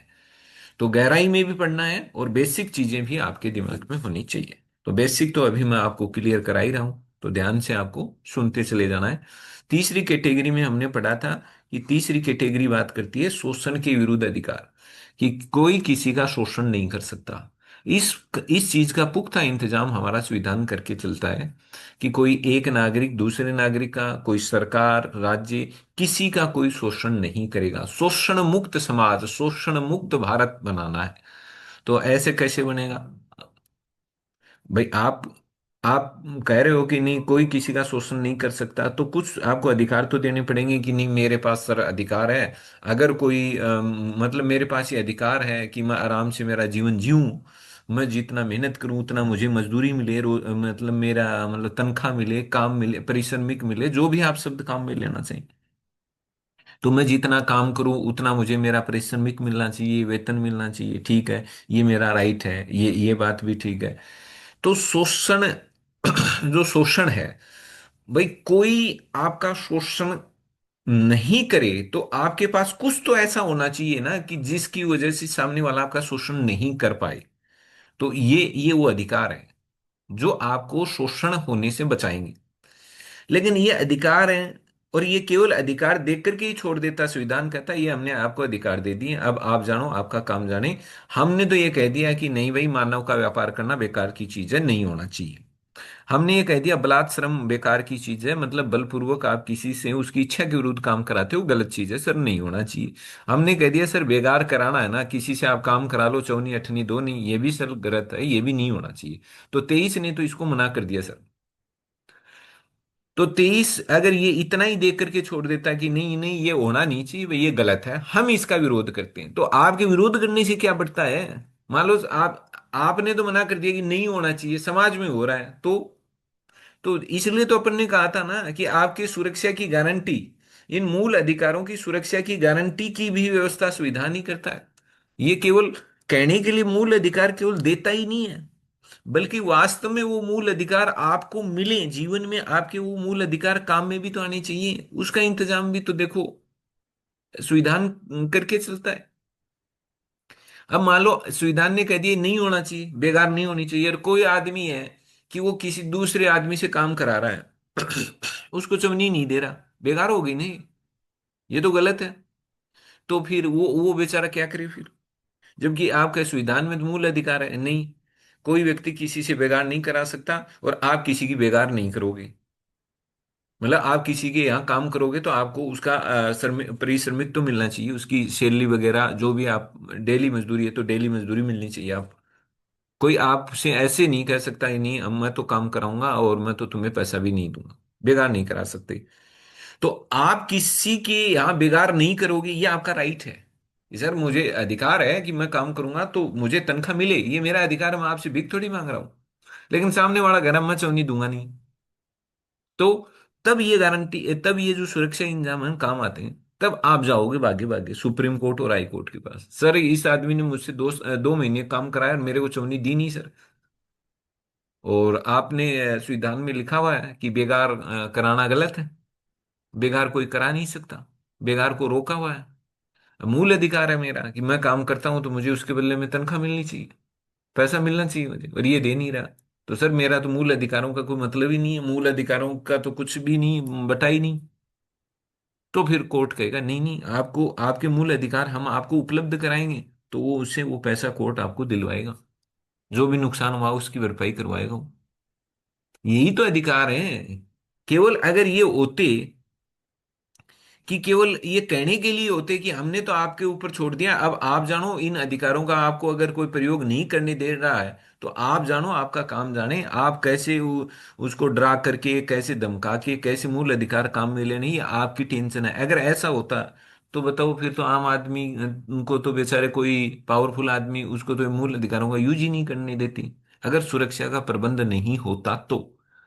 लेकिन इसने, हमारे संविधान ने केवल मूल अधिकारों को दिया ही नहीं, सैद्धांतिक तौर पर ही नहीं दिया, इन्होंने तो व्यवहार में भी, आपके समाज में, आप जहां जीते हो, जहां रहते हो, जिस समाज में, जिस माहौल में रहते हो, वहां पर वो असल जीवन में आप इन अधिकारों को ये मिले, इसका भी इंतजाम किया है। इसी को तो हम कहते हैं सुरक्षा की गारंटी। मूल अधिकारों की सुरक्षा की भी गारंटी है, सुरक्षा के भी इंतजाम है कि अगर आपके मूल अधिकारों पर आंच आएगी तो संविधान ने उसका पूरा पुख्ता इंतजाम कर रखा है, न्यायपालिका को जिम्मेदारी सौंप कर। 24 वाला हमने क्लियर कर ही लिया था कि कारखानों में छोटे बच्चों से काम नहीं कराना है, तो नहीं करा सकते। अगर आप कराते हो तो इसका मतलब हमने 24 नंबर का उल्लंघन किया है, तो आपके खिलाफ शिकायत हो जाएगी और सजा होगी आपको। तो ये ध्यान रखना। अब ये इसमें तो यही कहा गया है कि छोटे बच्चों से आप काम नहीं करा सकते। मान लो कोई है कि वो मान ही नहीं रहा, वो कहे कि नहीं मैंने तो पढ़ा नहीं सर, 24 नंबर मैंने तो पढ़ा नहीं है, ये कोई मूल अधिकार भी होता है। तो वो मान लो कहीं कोई होटल में, रेस्टोरेंट में, कारखानों में, फैक्ट्रियों में, कहीं कोई छोटे बच्चों से काम करा रहा है, 10-10 साल के बच्चों से काम करा रहा है, और ऐसे काम करवा रहा है जिससे उस बच्चे का स्वास्थ्य खराब हो सकता है, उसका जीवन, उसको कोई गंभीर बीमारी लग सकती है, बीमारी लगने से उसका जीवन खत्म हो सकता है। यानी कि वो ऐसे रिस्क वाले काम में उस बच्चे को लगा रखा है जहां उसका जीवन खत्म हो सकता है, उसको जीवन में बहुत बड़ी प्रॉब्लम हो सकती है। ऐसे वो रिस्क की काम में उस बच्चे को उसने नियोजन कर रखा है, मतलब उसको लगा रखा है, उस काम, ऐसा काम उसको दे रखा है। तो 24 क्या कह रहा है, आप नहीं करा सकते ऐसे काम जहां पर उस बच्चे के जीवन को ही, या उसके स्वास्थ्य को ही, या वो अपना बचपन ही नहीं जी पाए, ऐसे कामों में आपने लगा लिया उसको, तो काम धंधे करवा रहे हो आप उससे। तो ऐसे कामों में आप बच्चे को नहीं लगा सकते। तो इसके लिए 24 बचाता है। अब इसमें तो कह ही दिया आप लगा नहीं सकते, मान लो फिर भी कोई आदमी है कि ना मैं तो लगाऊंगा सर, मैं तो क्योंकि छोटे टावर काम भी ज्यादा करें डर की वजह से, और पैसा भी कम देना पड़े, देना भी नहीं पड़े, केवल खाने में, मान लो होटल में बर्तन साफ करा रहे हो और कोई काम करवा रहे हो, तो छोटे बच्चे को तो क्या होगा, वो तो डरा धमका के भी, या जहां कोई 500 रुपये लेता है बच्चे को 50 रुपये देके भी काम करा सकता है, वो एक तरह की बेगारी तो है। तो अगर कोई ऐसा करा ले तो फिर संविधान क्या कहता है, तो फिर यहाँ संविधान एक्सपेक्ट करेगा, उम्मीद करेगा राज्य से कि हमने तो देखो मना कर दिया है कि आपको छोटे बच्चों से कोई भी आदमी, छोटे बच्चों से कोई भी मतलब उसके जीवन को खतरे में डालने वाला काम नहीं करा सकता। चाहे वो भाई कारखाने, तो वहां कारखानों में काम करेगा तो बच्चों के तरह तरह की बीमारियां लग जाएंगी, तो बच्चों का जीवन ही खत्म हो सकता है। तो आप कारखाने, फैक्ट्री है तो मना किया हुआ है, इनमें आप काम नहीं करा, मान लो करवाता तो फिर ये कहा गया कि राज्य आगे आएगा, राज्य ऐसे बच्चों के लिए जिनको इस तरह के कामों में लगा रखा है, उन बच्चों के जीवन की रक्षा करनी भी तो राज्य की जिम्मेदारी है। संविधान में लिख देने से लोग थोड़ी रुक जाएंगे, आपने तो लिख दिया कि छोटे बच्चों से काम नहीं कराना है, और फिर कोई अगर करा ले तो फिर कैसे निपटें, कोई तो इंतजाम करो। उनके जो लोग कराने की इच्छा रखते हैं हम तो काम कराएंगे, उनके डर कैसे होगा, इसमें तो हमने तो मना ही किया, कोई उपाय तो किया ही नहीं, ठोस उपाय। तो फिर यहाँ पर 24 में हम फिर से वही सकारात्मक प्रवृत्ति वाला हो गया। आप फिर से एक्सपेक्ट करोगे कि राज्य आएगा, राज्य ये इंतजाम करेगा कि हाँ वास्तव में ही कोई व्यक्ति किसी बच्चे से काम नहीं करा पाए, उसके लिए वो कड़े कानून बनाएगा। क्योंकि ये अधिकार वास्तव में आपको कब मिलेगा, आप खुद सोच के देखो, ये अधिकार कब मिलेगा। ये अधिकार कानून से ही तो दिया जाएगा। कहने से थोड़ी कानून ये मिल गया कि नहीं बच्चों से काम नहीं कराना, कहने से तो नहीं मिलेगा।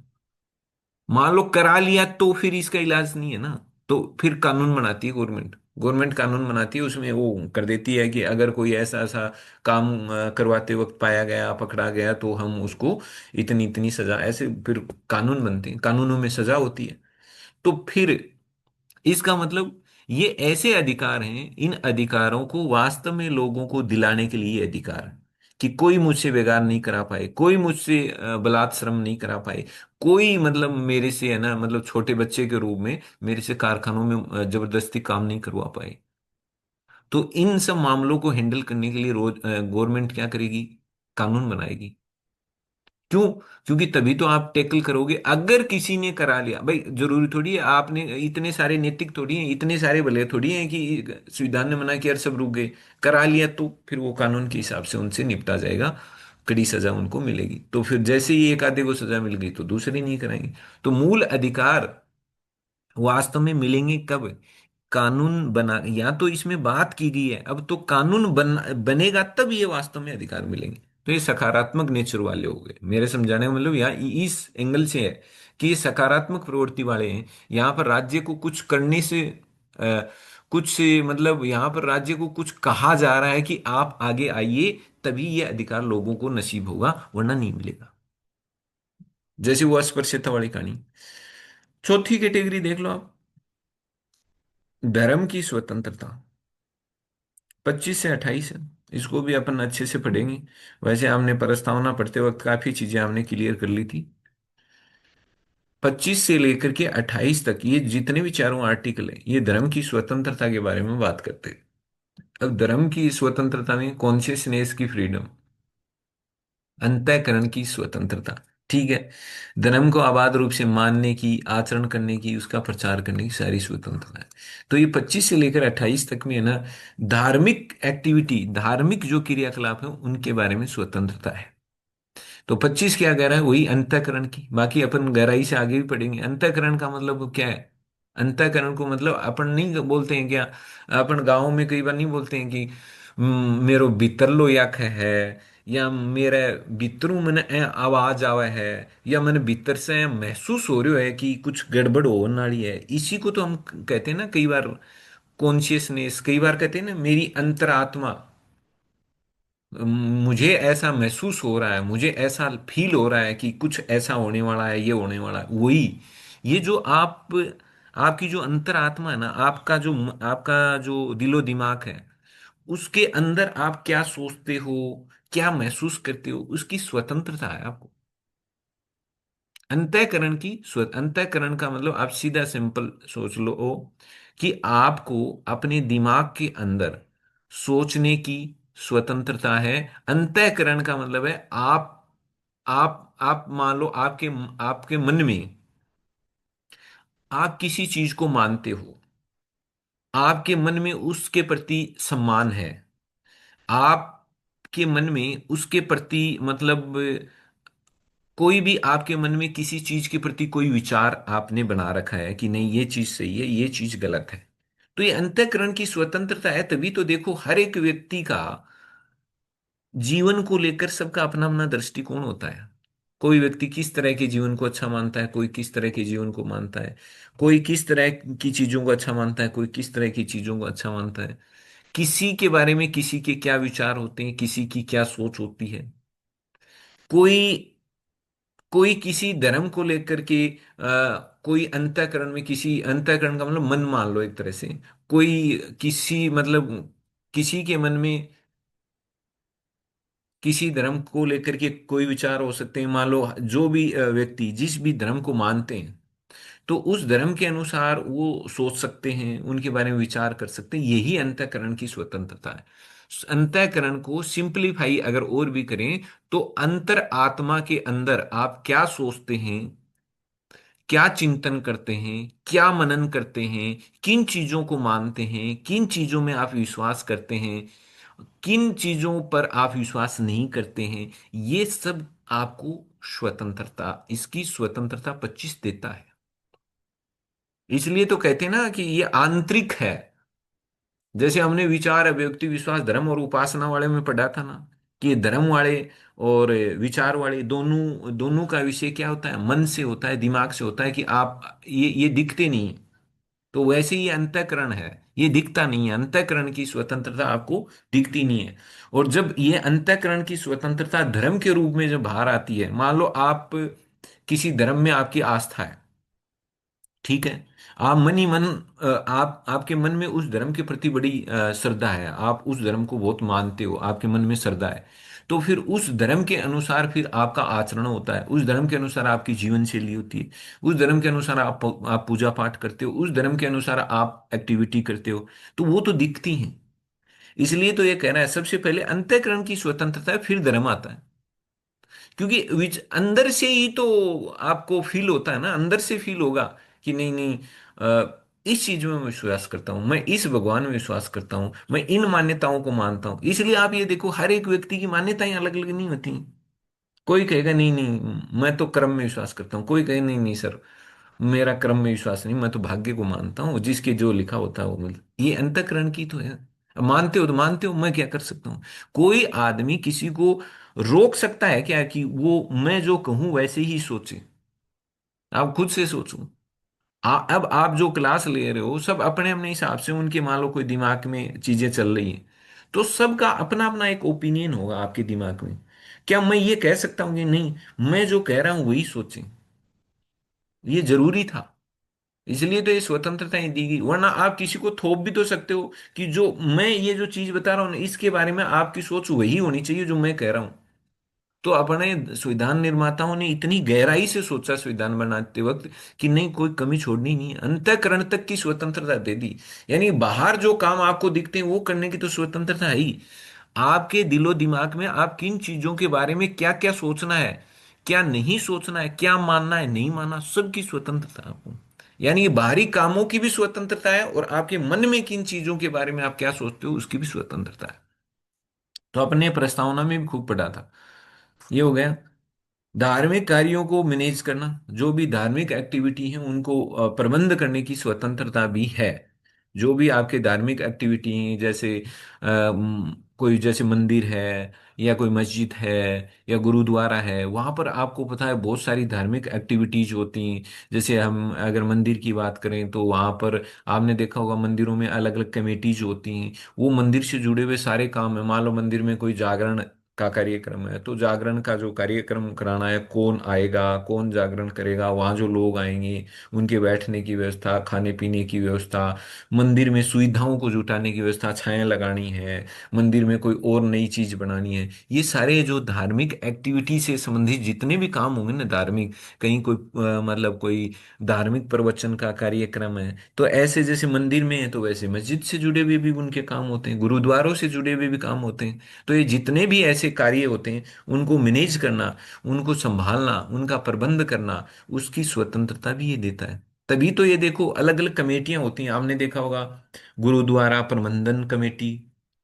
हम कोई मस्जिद है तो मस्जिद से जुड़े हुए काम, वहाँ बहुत सारे लोग आते हैं, नमाज पढ़ते हैं, वो अपनी धार्मिक एक्टिविटी करते हैं। तो मंदिर में जाते हो तो मंदिर में आप अपनी धार्मिक एक्टिविटी करते हैं। तो यहाँ की सारी व्यवस्थाओं को मैनेज करने के लिए वहाँ कमेटियां बनी हुई होती हैं। हमने देखा होगा कि मंदिर में ये मंदिर कमेटी, मस्जिद में ये मस्जिद कमेटी, ये गुरुद्वारा प्रबंधन कमेटी, ऐसी कमेटियां बनी हुई होती हैं। ये कमेटियां बना करके आप जो वहाँ के तमाम धार्मिक क्रियाकलापों को जो मैनेज करते हो ना, उन उन सारी व्यवस्थाओं को जो आप संभालते हो ना, कि कोई मंदिर में आ रहा है तो बहुत सारे काम होते हैं। कोई समय पर पूजा पाठ का काम है, जागरण कराना है, कोई धार्मिक प्रवचन कराना है, मंदिर का कोई विस्तार कराना है, ये जितने भी ऐसे धर्म से जुड़े हुए काम हैं, उनको प्रबंध करने की स्वतंत्रता 26 में है। तभी ये कमेटियां बनी। अगर ये स्वतंत्रता नहीं होती तो आप कमेटियां कैसे बनाते? ये जितनी भी कमेटियां होती हैं, ये जो धार्मिक कार्यों को देखती हैं, ये सारी कमेटियां इसी 26 के अंतर्गत बनती हैं। इसलिए ये तो 25 वाला तो व्यक्तिगत धार्मिक अधिकार है, मतलब प्रत्येक व्यक्ति को मिलता है। और 26 वाला पूरे धर्म, पूरे धर्म के लिए है, कि एक धर्म के लोग अपने धर्म से जुड़े हुए एक्टिविटीज को संपन्न कराने के लिए वो एक संगठित हो सकते हैं, कोई कमेटी बना सकते हैं, कोई संस्था बना सकते हैं, और उस संस्था के जरिए अपने धार्मिक क्रियाकलापों को अंजाम दे सकते हैं। तो ये ऊपर वाला एक व्यक्ति, एक एक व्यक्ति को मिलता है, और ये समूह के लिए है, कि पूरा का पूरा एक समूह है, वो संगठित तरीके से अपनी धार्मिक एक्टिविटी को करा सकता है। तो ये ध्यान रखना, अपना आगे पढ़ लेंगे इसको। ये 27 साफ ही मना कर दिया कि आप एक धर्म को आप बढ़ावा देने के लिए किसी दूर में दूसरे धर्म पर टैक्स वैक्स नहीं लगा सकते। ऐसा नहीं है, एक धर्म से आप टैक्स ले रहे हैं और उस टैक्स से जो भी पैसा आ रहा है, उस टैक्स के पैसे को आप दूसरे धर्म को आगे बढ़ाने में, उस धर्म के प्रचार प्रसार में और उस धर्म की अच्छाइयाँ गिनाने में आप लगे हुए हैं। ऐसा नहीं कर सकते आप अपने तो पंथ निरपेक्ष राष्ट्र है ना, आप ऐसा कैसे कर सकते हो? 28 कह रहा है कि जो कुछ शिक्षण संस्थान है, पढ़ाई लिखाई के संस्थान है, उनमें आप कोई धार्मिक पर्टिकुलर किसी धार्मिक शिक्षा, धर्म की शिक्षा देना, या किसी भी धर्म की जो एक्टिविटी है, मतलब उनकी जो उपासना है, उपासना मतलब उनका वहाँ जो पूजा पाठ का जो तरीका है, अगर वो आप किसी शिक्षण संस्थान में बच्चों को आप ऐसे मजबूर नहीं कर सकते कि ये आपको इस धर्म की शिक्षा आपको ग्रहण करनी पड़ेगी। ये जो धार्मिक उपासना, ये इस धर्म से संबंधित जो पूजा पाठ के तौर तरीके हैं, कि आपको इस धर्म की एक्टिविटी के अनुसार आपको ये पूजा पाठ वाले जो तौर तरीके इनमें शामिल होना पड़ेगा, ऐसा नहीं है।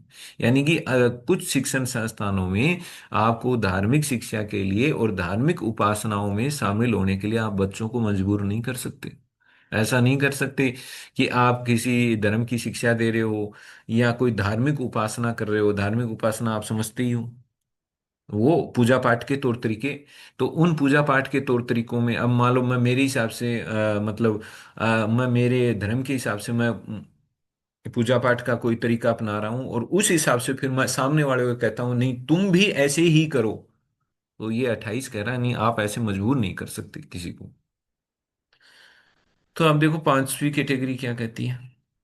तो अभी आपको चिंता नहीं करनी है, अभी तो ये अपन मोटे तौर पर पढ़ रहे हैं, लेकिन कंसेप्ट क्लियरिटी यहीं कर देंगे ज्यादातर आपकी, कि हाँ हाँ ऐसी सी बातें।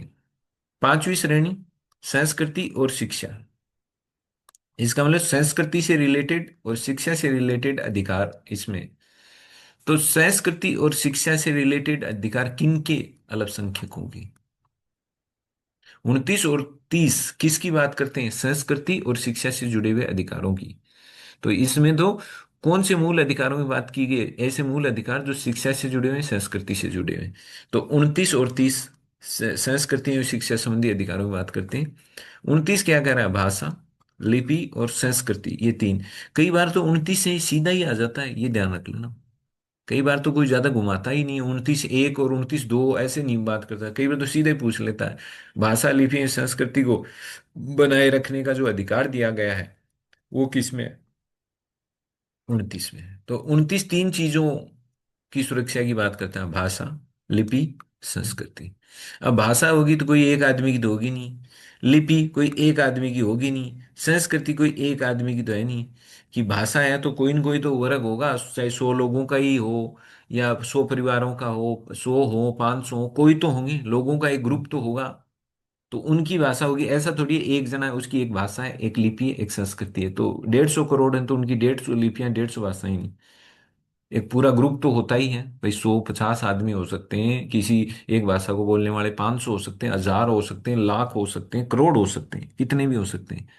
तो ये किनकी लिपि, किनकी भाषा? अब बताओ, कोई भाषा है, कोई लिपि, लिपि तो मतलब आप समझते हो जिसमें भाषा को लिखा जाता है, एक तरह से ग्रामर, लिखने का तरीका। ग्रामर क्या होती है? उसको लिखने में मदद करती है। जैसे हिंदी, हिंदी भाषा की लिपि देवनागरी लिपि है। उस देवनागरी लिपि ये बताती है कि इसको कैसे लिखा जाएगा। तो भाषा, लिपि और संस्कृति, ये किन किन को ज्यादा चिंता सताती है कि सर हमारी भाषा को खतरा है, लोग हमें दूसरी भाषा बोलने के लिए मजबूर कर रहे हैं, हम पर दूसरी भाषा थोपी जा रही है। हमें हमारी जो भाषा, जो हमने जब पैदा हुए थे तब से हमने जो हमारे घर में जिस भाषा को सुना, जो हमारे कान में पड़ी, हमने जिसको सुना, हमने जिसको बोला, वो हमें आदत पड़ी हुई है सर। हमारे जबान पर ही वही भाषा आती है। तो कोई है कि वो कह रहा है अब तुम ये भाषा अपनाओ, अब यही तुम्हारी भाषा है, इसी को अपनाना है, यही अपने बच्चों को सिखाना है, घर में परिवार में सब। तो ये बताओ, भाषा लिपि संस्कृति किन की? ये ज्यादातर उनको दिक्कत आती है जो ऐसे ग्रुप जो संख्या में थोड़े हैं, ऐसे ग्रुप जिनकी संख्या कम है। उन्हीं को तो लगेगा कि यार जो बहुमत वाले लोग हैं वो अपनी भाषा, अपनी संस्कृति, अपनी लिपि को हम पर थोप सकते हैं। वो कह सकते हैं कि नहीं, कल से तुम्हें ये रीति रिवाज अपनाने हैं, ऐसे ऐसे शादी ब्याह करने हैं, ऐसे ऐसे ये तौर तरीके अपनाने हैं, ऐसे जीवन जीना है, अपने जीवन में ये काम आपको करने हैं, ऐसे ऐसे अपने जीवन में आपके जीवन की दिनचर्या ये होनी चाहिए, ऐसे आपको तौर तरीकों, मतलब संस्कृति क्या है? जीवन शैली ही तो है। आपकी मान्यताएं, विचार, तीज त्योहार, ये सब संस्कृति तो है। तो सौंप सकते हैं। तो इसलिए 29 और 30 क्या है? हालांकि ध्यान रखना, अपना आगे पढ़ लेंगे, 29 में कोई अल्पसंख्यक शब्द थोड़ी है। ये तो कह रहा है कि कोई भी वर्ग हो सकता है, कोई भी वर्ग। किनका? नागरिकों का। कि नागरिकों का कोई भी वर्ग है, मतलब सौ सौ सौ नागरिक हैं, उन 100 नागरिक हैं जो एक भाषा बोलते हैं, उनकी एक लिपि है, एक ही तरह के उनका कल्चर है, अपना खान पान, रहन सहन, तौर तरीका, उनके त्योहार, उनके मेले, उनके विश्वास, उनकी मान्यताएं उनके एक जैसे हैं। एक जैसा पहनावा उनके एक जैसे हो सकते हैं, उनकी सभ्यता भी एक जैसी हो सकती है, उनके मकान बनाने की स्टाइल, उनकी जो वो जो अपने जीवन में जो चीजें काम में लेते हैं, वो सब वो सभ्यता का हिस्सा हो जाती हैं। तो ये कह रहा है कि भाषा, लिपि, संस्कृति, कोई भी एक वर्ग है नागरिकों का जिसकी अपनी एक भाषा है, अपनी एक लिपि, एक संस्कृति है, तो उस वर्ग को अधिकार है कि उस बेचारे, उस छोटे वर्ग को जिसमें लोगों की संख्या मान लो 100 है, 150, तो उसको ऐसा नहीं है जो 1 करोड़ जो लोग हैं वो अपनी भाषा उस पर थोप दें, ऐसा नहीं हो सकता। 29 कह रहा है नहीं, चाहे भले ही लोगों की संख्या कम है, एक भाषा बोलने वालों की, एक लिपि वालों की, एक संस्कृति वालों की, उनको भी हम पूरा मूल अधिकार दे रहे हैं कि वो अपनी भाषा की, अपनी लिपि की, अपनी संस्कृति की सुरक्षा कर सकते हैं। और कोई अगर उनकी भाषा, लिपि सुरक्षा को खतरा पहुंचाने की बात करेगा, नुकसान पहुंचाने की बात करेगा, इसका मतलब 29 में दिया हुआ अधिकार उसका छीना जा रहा है। तो वो 29 के आधार पर फट हमारे दरवाजे आ जाना। सुप्रीम कोर्ट और हाई कोर्ट, हाई कोर्ट जा रहा है 226, सुप्रीम कोर्ट जा रहा है 232। और वो कह देगा, माननीय कोर्ट, 29 नंबर में आपने तो संविधान ने ये कहा था, ऐसा ऐसा मिलेगा आपको, और ये देखो, हमारा ये अगल बगल वाले हमारे ये हमारे भाषा को, लिपि को कुचल रहे हैं, हमारी कल्चर है उसको खराब कर रहे हैं, ये कह रहे हैं नहीं तुम ऐसा ही करो, तो सर आप हमें बचाओ। तो कोर्ट कह देगा अच्छा ये बात है, ये लो, मैं रिट जारी करता हूँ, ये अधिकार है तुम्हारे, इस अधिकार की रक्षा होगी, तुम्हें ये मिलेगा। 30 वाले में देखो, 30 वाले में भी यही है। भाषाई और जो धार्मिक जो अल्पसंख्यक हैं, इसमें है अल्पसंख्यक, अल्पसंख्यक वर्गों को अपनी शिक्षण संस्थान को की स्थापना, यानी उनकी स्थापना कर सकते हैं, अपने शिक्षण संस्थान खोल सकते हैं, और प्रशासन करने का मतलब उसको चलाने का अधिकार भी है। तो इसमें अभी तो मोटे तौर पर आप केवल इतना याद रखें कि भाषा, लिपि एवं संस्कृति नागरिकों के किन्हीं वर्गों को, नागरिकों के किन्हीं वर्गों को अपनी भाषा, लिपि और संस्कृति, इनकी सुरक्षा, यानी ये तीनों चीजों की सुरक्षा करने का अधिकार है लोगों को, सीधा ऐसे याद कर लो, इनकी सुरक्षा। और अगर लोग हैं उनकी इन तीन चीजों पर खतरा मंडराए तो वो चले जाओ सुप्रीम कोर्ट या हाई कोर्ट, ऐसे याद कर लो। 30 वाला वही अल्पसंख्यक, तो इसमें वो फिर अपन पढ़ेंगे भाषाई, धार्मिक, अल्पसंख्यक, उनको अपने शिक्षण संस्थान। तो अगर आपसे कोई पूछ ले कि अल्पसंख्यकों को अपने धर्म के बारे में पढ़ाने के लिए अपने शिक्षण संस्थान खोलने की छूट है, आजादी है, कौन से में? 30 में। तो केवल स्थापना की आजादी है, प्रशासन करने, प्रशासन का मतलब उस शिक्षण संस्था को चलाना है। टीचर्स होंगे, टीचर्स होंगे, कितने से कितने टाइम तक स्कूल लगेगा, क्या पढ़ाना है, कैसे पढ़ाना है, क्या होगा, कैसे छुट्टियां आपकी स्वीकृत होंगी, आपकी सैलरी का क्या रहेगा, कौन कंट्रोल, वो सारा प्रशासन करने का अधिकार भी है। छठी श्रेणी है उपचार। अगर कोई मूल अधिकार बीमार पड़ गया, कोई मूल अधिकार बीमार हो गया, तो कोई भी चीज हो, आप बीमार होते हो तो डॉक्टर के पास जाते हो, फिर डॉक्टर आपको दवाई देता है जिससे आप ठीक होते हो। तो डॉक्टर क्या करता है? तो आप कहोगे सर डॉक्टर दवाई देता है जिससे हम ठीक होते हैं, ठीक है। तो ये दवाई दे करके आपको ठीक करने को हम क्या बोलते हैं? ट्रीटमेंट, इलाज, उपचार। तो आप डॉक्टर के पास क्या किस लिए जाते हो? उपचार कराने, किस चीज का? आपकी बीमारी का। तो वो उपचार के लिए क्या करेगा? दवाई दे देगा। उस दवाई से क्या होगा? वो बीमारी ठीक हो जाएगी। ये सारी प्रोसेस क्या कहलाती है? उपचार। उपचार कब शुरू होता है? जब कोई बीमार पड़ता है। या ऐसे ही राजी खुशी मिलने चले जाते हैं क्या अपन डॉक्टर? नहीं, डॉक्टर साहब खांसी तो आ नहीं रही है, बस हम तो ऐसे ही यहाँ से गुजर रहे थे तो हम आगे सोचा कि कल को पता नहीं खांसी आ जाएगी तो आप पहले ही कोई गोली दवाई लिख दो। ऐसे थोड़ी होता है। नहीं होता। बीमार होते हैं, फिर अपन जाते हैं, फिर वो टेस्ट कराता है, जांच कराता है, अच्छा फलानी बीमारी है, फिर वो दवाई देता है, दवाई लेते हैं। फिर तो देखो, वो जांच कराने से लेकर, यानी उसके दरवाजे तक जाने से लेकर कि डॉक्टर के जैसे ही उस केबिन में चले गए, उसने हमसे पूछना शुरू कर दिया, मतलब ट्रीटमेंट शुरू हो गया, उपचार शुरू हो गए। तो पहली बात तो है, उपचार कब होगा? बीमार पड़ने पर। तो ऐसे ही अपने कई बार मूल अधिकार बीमार हो जाते हैं। तो मूल अधिकार बीमार होने का यहाँ मतलब क्या है, अर्थ क्या है? मूल अधिकार कोई आदमी थोड़ी है जो बीमार हो गया।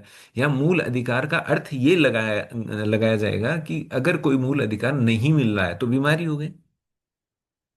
तो मूल अधिकार अगर नहीं मिल रहा है आपको, तो उसका उपचार करना पड़ेगा, वो मूल अधिकार आपको देना पड़ेगा, दिलवाना पड़ेगा ना। तो उपचार का मतलब क्या है? ठीक करना। तो यहां पर हम किस चीज को ठीक करें? आदमी को ठीक करें कि अधिकारों को ठीक करते हैं? कैसे ठीक करते हैं? वो मूल अधिकार कैसे बीमार पड़ गया था? वो अधिकार मिल नहीं रहा था। अब किसी व्यक्ति को कोई मूल अधिकार नहीं मिल रहा था, तो इसका मतलब वो क्या, मूल अधिकारों के लिहाज से तो बीमार हो गया कि सर मेरे को ये अधिकार था और ये मेरे को वास्तव में तो मिलता नहीं। संविधान ने तो कहा था मिलेगा, अब मुझे मिल नहीं रहा, लोग मुझे जीने नहीं दे रहे, लोग मुझे अधिकार काम में ही नहीं लेने दे रहे, कहें नहीं लेने देंगे। तो इसका मतलब आपके मूल अधिकार तो बीमार है सर। तो आप जाते हो कोर्ट के पास। अब कोर्ट या डॉक्टर है, कोर्ट अब इलाज शुरू करता है, अच्छा क्या है कैसे है, फिर वो कहेगा ये लो, आपका मूल अधिकारी तो नहीं था, इसी वजह से तो आप बीमार थे, ये मूल अधिकार पकड़ो। जैसे ही आपको मूल अधिकार मिला, आप एकदम सही हो गए, परफेक्ट हो गए। तो उपचार, यही वो अधिकार है।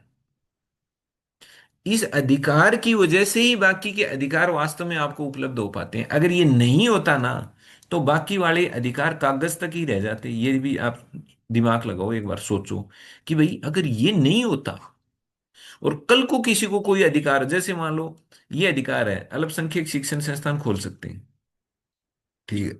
अब मान लो कल को कोई खोल रहा है, कोई किसी को खोलने नहीं दे रहा, मैं तो कौन खोलने दे?